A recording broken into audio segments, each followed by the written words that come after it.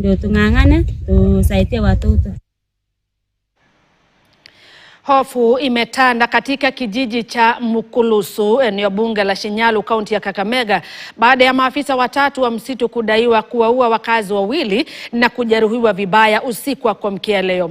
Wakazi wa kijiji hicho wakiongozwa na mbunge wa eneo hilo Fred Ikana wanadai kuwa maafisa hao walijaribu kuzuia trakta iliyokuwa imebeba mchanga kutoka mto Isiuhu kupitia msitu wa Kakamega, jambo lililowakera wananchi ambao walianza vurugu na kupelekea maafa hayo. OCPD wa Shinyalu Daniel Mukumbu amethibitisha kuwa wananchi hao walivamia maafisa hao kwa upanga na hata kukatakata bunduki moja na kuteketeza pikipiki yao kabla ya kuwajeruhi. Amewarai wananchi kuwa watulivu polisi wanapoendelea na uchunguzi wao. Walikuwa wale wa forest, lakini ukiangalia penye walikuja kaua watu wangu ilikuwa kando sana na forest. Tunashtumu hiki kisanga na tunaomba vyombo vya askari, vyombo vya polisi wafanye kazi yao vile ipasavyo. Tungependa kuwaomba walinda usalama wa vitengo mbalimbali kuhakikisha wanafanya kazi yao ipasavyo. Walikula kiapo kuchunga raia, kuchunga wananchi pamoja na mali yao.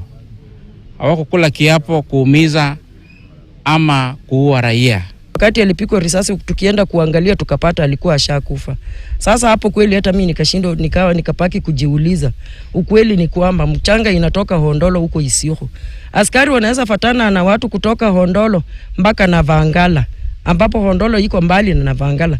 Wakuje wakabiliane na watu hapo mpaka waue watu wawili.